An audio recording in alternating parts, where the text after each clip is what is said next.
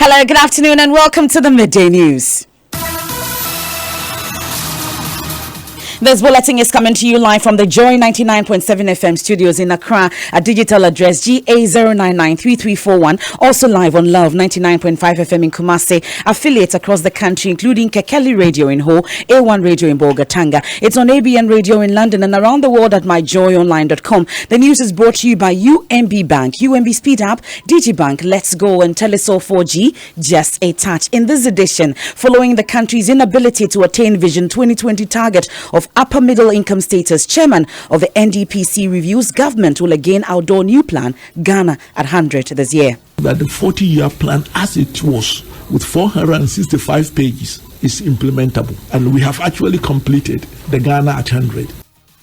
Meanwhile, former President Mahama attributes lack of cohesive permanent developmental agenda to the country's woes.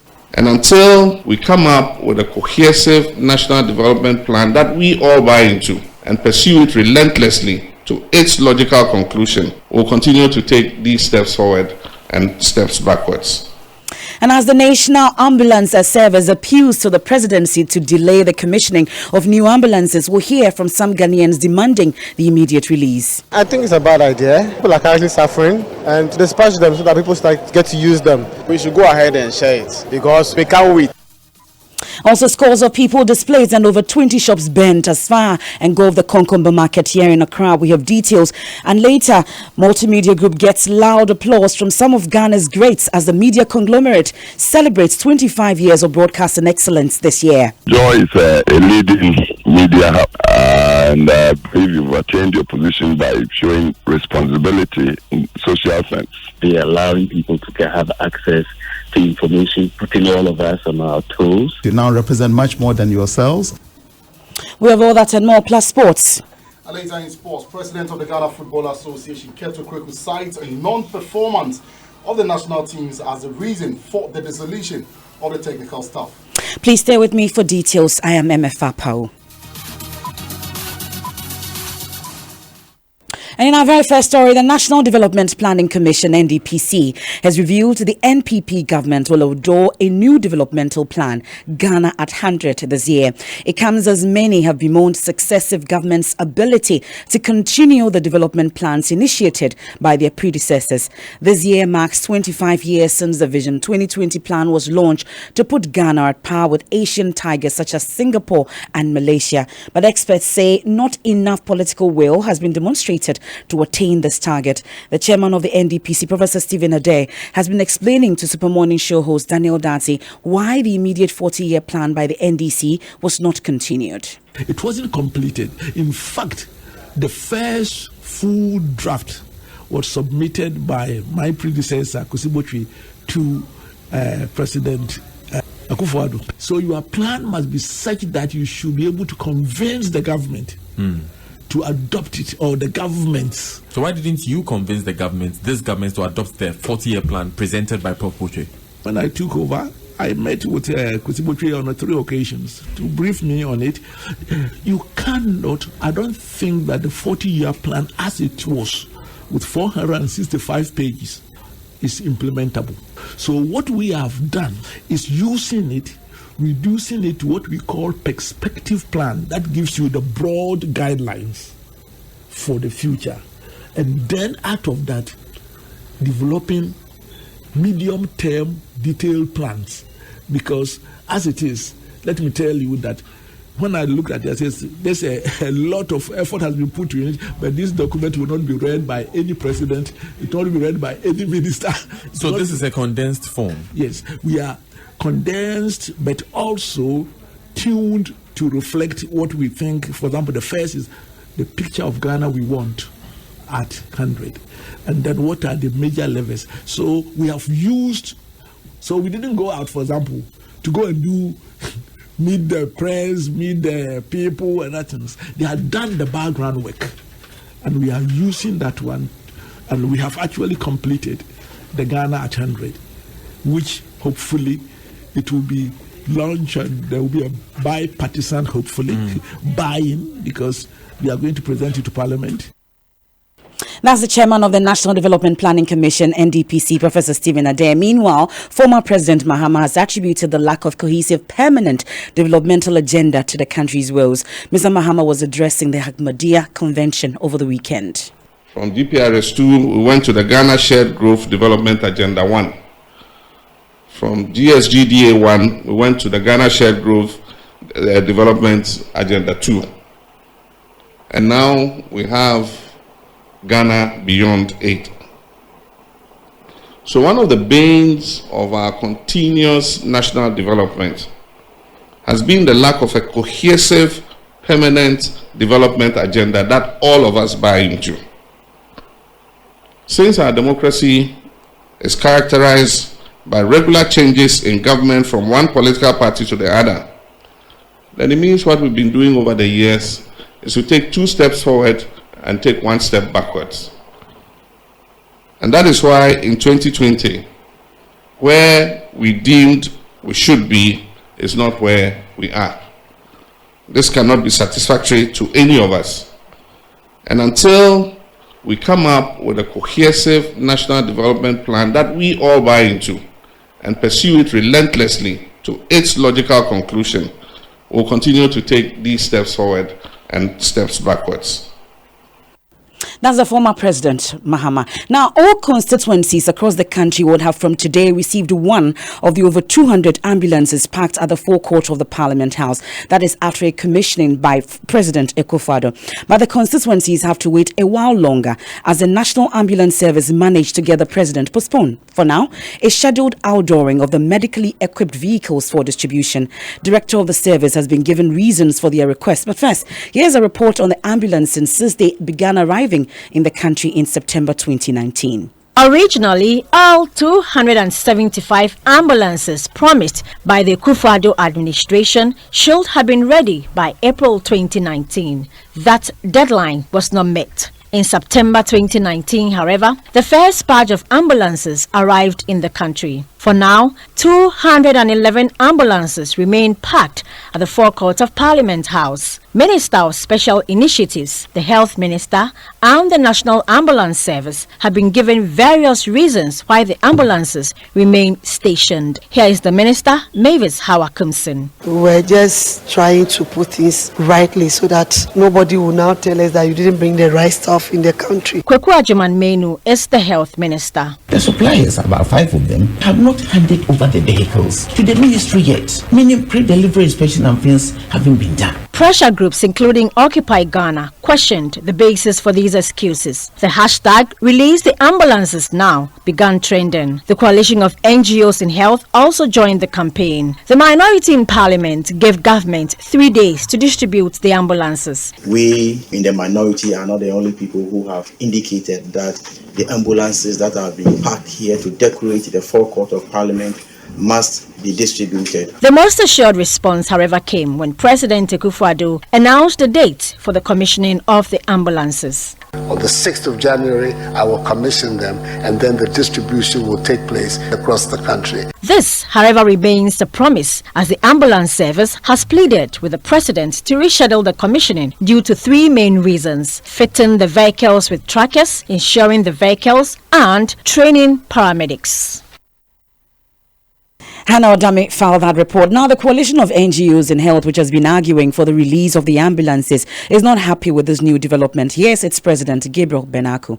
The whole thing is confusing, from the vice president office to the minister's office to the presidency back to the National Ambulance Service. The public officials are playing with Ghanaians' life, because they are the same people who advise the president to declare, and they are the same people who are going back again to talk about technical issues. Are they not aware 3 months ago when those ambulances were there? Couldn't they have organized the training using those 70 ambulances so that this one could easily be dispatched? So it's very confusing, and everybody is lying to Ghanaians, and we are not happy about it. But Director of the National Ambulance Services, Dr. Ahmed Nuhu Zakaria, justifies the decision for a postponement. Whatever will make the vehicle operational definitely should be done. Unfortunately, there were certain delays which obviously were beyond our control. These ambulances came in long ago, So how come the delays have taken so long to rectify? You know, there are various processes that you go through in terms of registration of the vehicle, ensuring then tracking devices to be installed on the vehicles was also one process. And when all this is done, the manufacturer will come and do what they call the user training. I believe it's a teamwork. So whilst we're waiting, why didn't we all facilitate the progress of these ones that needed to be done? That's the most ideal situation. But the nature of the contract sometimes also has its own bottlenecks. And so obviously sometimes you don't have direct control as to how to influence them to change their schedules. And what was your input in all of this? We can only appeal to the various industry players to expedite action on what they are supposed to do. Did you do it? Oh, we did. When should we see the commissioning? The commissioning is proposed to be on the 28th of January. That's the director of the National Ambulance Service, Dr. Ahmed Nuhu Zakaria, speaking to my colleague Hannah Odame. So as we all wait for the next 22 days before the ambulances are distributed, many of you have been sharing your views with Joy News. I think it's a bad idea. People are currently suffering. You know, we have a lot of differences when it comes to the ambulance service in Ghana here. And to dispatch them so that people get to use them. We should go ahead and share it because we can't wait. Because we have hospitals who have no ambulances, and then we have ambulances sitting there. And then we have to wait before distributing it out. And I think that in this case, not really thinking about the plight of the people at all. So there's not been any comment from the Jubilee House, but we know there's no such program on the president's itinerary today.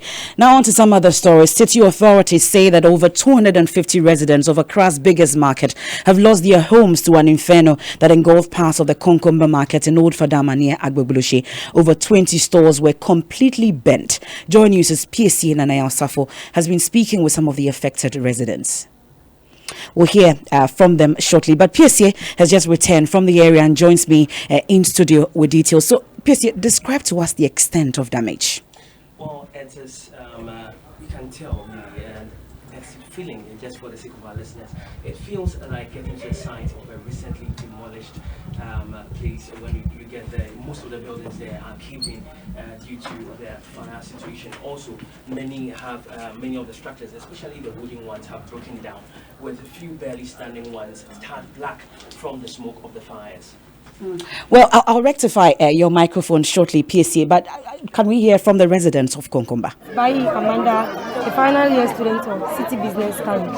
I'm affected a lot. My books, everything I need, which I was sent to school today, everything is bent. And I don't have anyone. My mom we are poor people. Where we are living, we are suffering. We have nothing. Where we sleep today, it's a burden to us. So we are speechless. We are begging the government to help us pick what we need and all our staff. So it started as a result of someone cooking? Yeah, it started as a result of someone cooking. I don't even know how to lay my hands on those books again for my learning. So everything of mine, I don't even know what to do. My uniforms, everything I've gone, everything is scattered. And when were you supposed to resume again? I'm supposed to resume school today, but I'll be leaving on Wednesday. So everything is gone. Now I don't know what to send to school again. So I just need their help. If someone is ready to help us, then we need their help. The government, the parliament itself, everyone who has a helping hand should help us. We need their help. So once again, walk us through. What exactly has been burnt beside your books? Oh, a lot. Money, a lot of properties, a lot. Okay. A lot has been done. Okay. Finally, enlighten us a bit on the course that you are studying in school. I'm a visual art student from City Business College, located at Kaplan. Thank you. So you heard that PSA interacting with some residents there. But PSA, you were earlier telling me about what you saw firsthand when you went to the market. Yes, so Emefa, as I was saying earlier, once you get to the site, it evokes the feeling of getting to a place which just recently saw a massive demolition exercise. If not for the fact that you're told that this was a fire situation, you would hardly believe it. Most of the buildings there have caved in, and the few ones that have survived are tarred black from all the smoke. For the wooden ones, unfortunately, very few of them made it, and you could tell that some of the residents are still standing there in shock. Some of them are not going about salvaging anything, but they are just standing there in shock. Some of them fabrics gone. Some of them, they are, as you heard, the schoolgirl, textbooks, money, because most of them do not store their money in banks or savings and loans industries. So that's the situation there on ground. But you had the opportunity to speak to some authorities whilst you were there. What did they tell you? Well, for the assemblyman of the area, who goes by the name Musa Ziad, it's quite a busy morning. As you can tell, he has been there talking to residents, trying to encourage them. And in fact, some of the issues he raised was the fact that for about 3 months now, there is no water in the vicinity. And once the fire started yesterday, mind you, lots of the residents were in church at the time. When they tried to quench it on their own, there was no fire available, no water available. Thus, they has to wait for the fire service, and the fire service arrived after 2 hours when they had called them. He's also calling for access roads to be built in the vicinity. That is how the fire was uncontrolled at that moment. So as we speak, if I'm not lying, over 500 households have their things burnt. Well, 500 households. Yeah. Interesting. And what, just to be clear here, what kind of things are we talking about? Money, resources, TV, plasma, sound system, a lot of stores around here. We have hairdressing salons, we have barbering salons, we have pharmacy, we have, in fact, it's a lot of stores. Unfortunately, this happens to be a large chunk of the area where stores are, even though there are a lot of residents here too, but a large chunk of the stores here are places that people sell. So that's the situation at Konkomba markets. But let's stay a while longer in the markets, because the Public Health Directorate of the Accra Metropolitan Assembly says it will begin an exercise to fumigate all markets in Accra as it prepares to partner Joy News in the rollout of the second phase of the Joy Clean Ghana campaign. The campaign, which took the sanitation task force to several communities in Accra to get residents to comply with bylaws, has been lauded by several individuals and groups. We'll hear from Inspector Joseph Asitanga, who has been co-leading the task force shortly. But first, here's a wrap of some highlights from the first phase of the project. The Joy Clean Ghana campaign, in collaboration with the Accra Metropolitan Assembly's Sanitation Task Force, got on the road in September. Some offenders were fined by the courts. Homeowners were ordered by the court to fix toilets in their homes, while contaminated foodstuffs were confiscated. But a few episodes stood out. We discovered that they quickly cleared the waste mixed with human excreta, that is toilet, kept it in the bathroom, and this was his smoked fish, exposing the fish to contamination. At Manchagbona, the team was met with stiff opposition from an assemblyman identified as James Ado, alias Zola. We can arrest, we can invite. We chose to invite him to come and assist in the investigation. He would later be arrested by the police and put before court. At Choco, however, the reverse was the case. The assemblyman actually led the team to whip the offenders in line. But there was a freak incident in one of the compounds in week 3 of the outing. Is it for house? Sometimes you prepare for the animals. Hey, you preparing the barbecue for animals? And stew. What type of animals? Dogs. What are they? Okay, we would like to inspect the dog. They are manatees, please, so they are in the cage. So you see how tricky they are playing with us. When we came here, I told her about the flies here and where she's preparing the food. She just ran away. We remember the distressing episode where the team discovered a beans seller who had a stack of plantains at the base of a pipe of a public toilet to facilitate ripening of a plantain. Please collect all these things and go and put it in your car. She was fined and asked to immediately relocate her business or face more severe sanctions. Of course, there were stops at the markets. The Tuesday market. You can see flies. You see human excreta. Then the Agbogloshi market. All the drains are filled up and you can see maggot growth, infestation of rodent. These are ratus. At the Kaneshi market, the first visit was unpleasant. A follow-up visit to the same venue revealed improved sanitary conditions. So that's a wrap of the first phase of the Joy Clean Ghana campaign. We can now listen to Inspector Joseph Asitanga on the need to fumigate the markets and how this year's exercise will be structured. Our director, in collaboration with our able mayor of Accra Metro Assembly, we are going to ensure that all the markets in Accra here are going to be fumigated regularly against the infestation of ratus and every crawling insect, be any insect that is dangerous to public health, we are going to target them. So the market managers should put it among their program, because we will go out to ensure that all market centers are going to be rid of the ratus in 2020. It's a good time to take a quick break here on the Midday News. When we return, inter-party resistance against new voters register describes as waste of money Electoral Commission's decision to compile a new roll. 833 million Ghana cedis at a time when farmers are crying, fishermen are crying, farmers are crying, teachers are crying.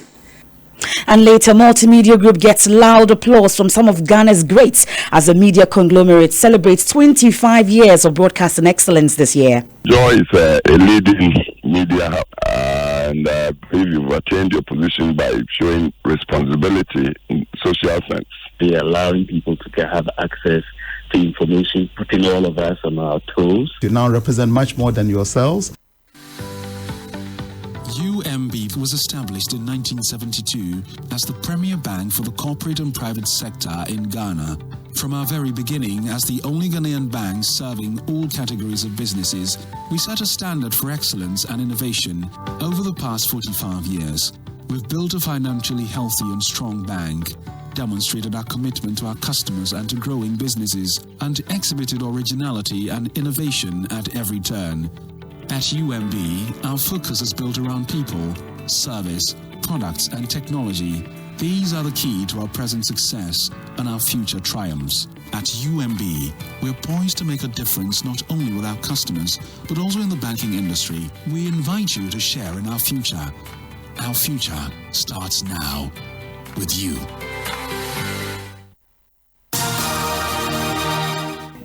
It's the Midday News here on Joy 99.7 FM. Let's do sports now. Hans Mensando has the latest. Well, Emefa, so we know that the Ghana Football Association has dissolved the technical teams of the various national team, and the president of the FA, Keto Kweku, has been explaining the decision, the motive behind that decision, and he says that it's because the national teams have failed to be competitive in the last few years. We'll get to hear. Of course, that was excerpts of that interview on the Sports Link with Absolutely, Nathaniel we'll get that. But let me also mention that the Gusa Games is also currently ongoing. The basketball competition is on today, and of course, we'll bring you more in our subsequent bulletins here on Joy 99.7 FM. We have not been as competitive as we would love to be at all levels of our national teams. Okay. Be it at U17, U20, U23, the local national team, and the Black Stars. Same is applicable to the women's teams. Okay.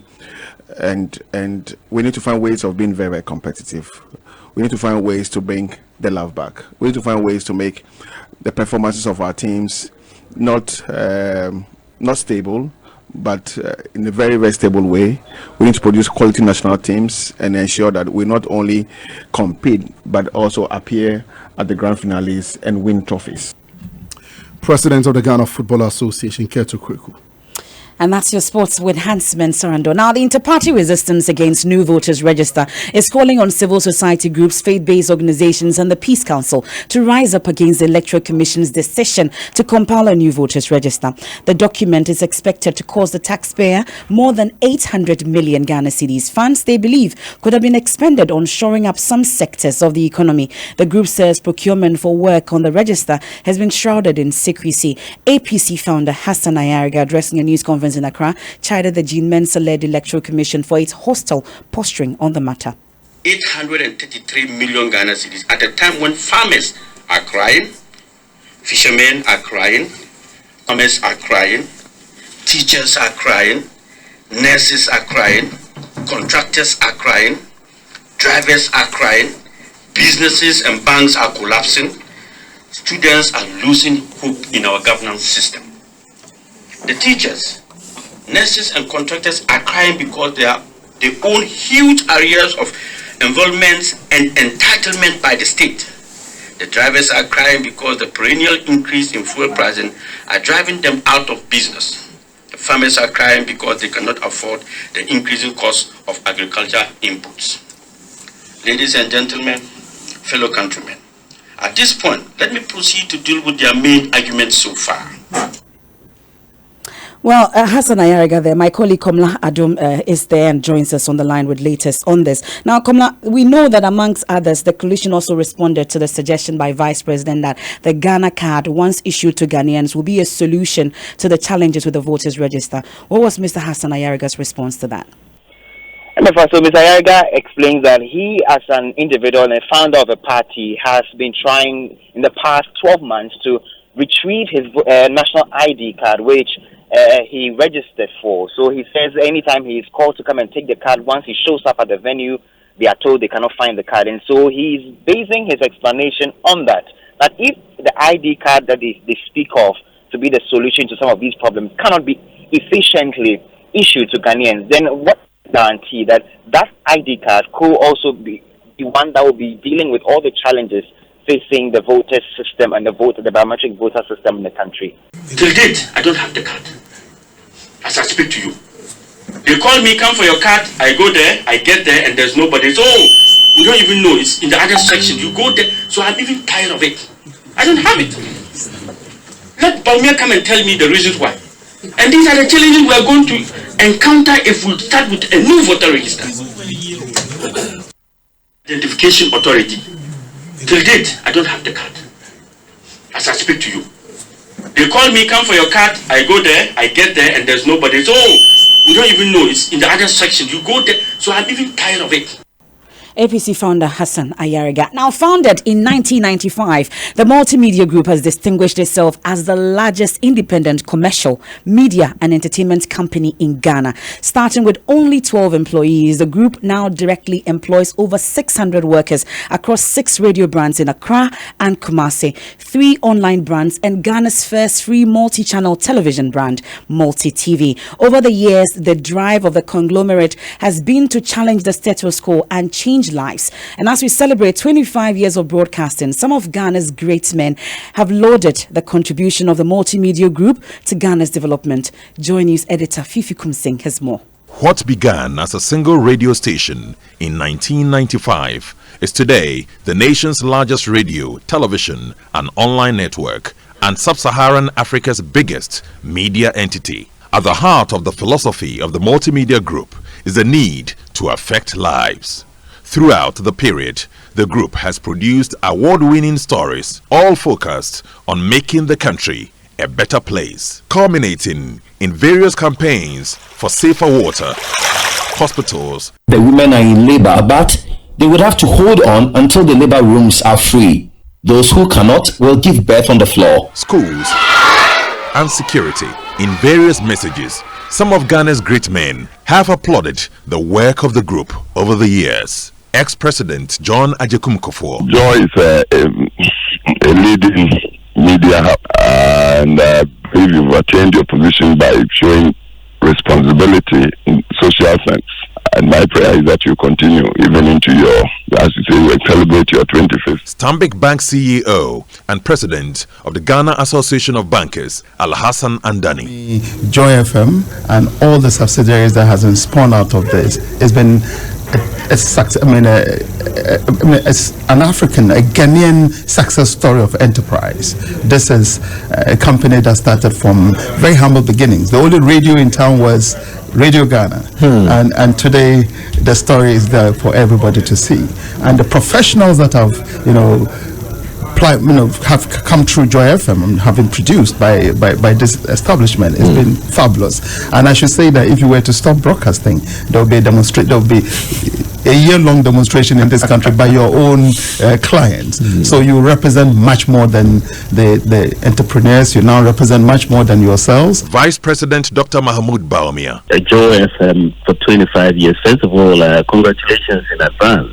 I think that you've been a very major addition to the freedom of information and communication, and you've really contributed a lot to political discourse in this country, allowing people to have access to information, putting all of us on our toes.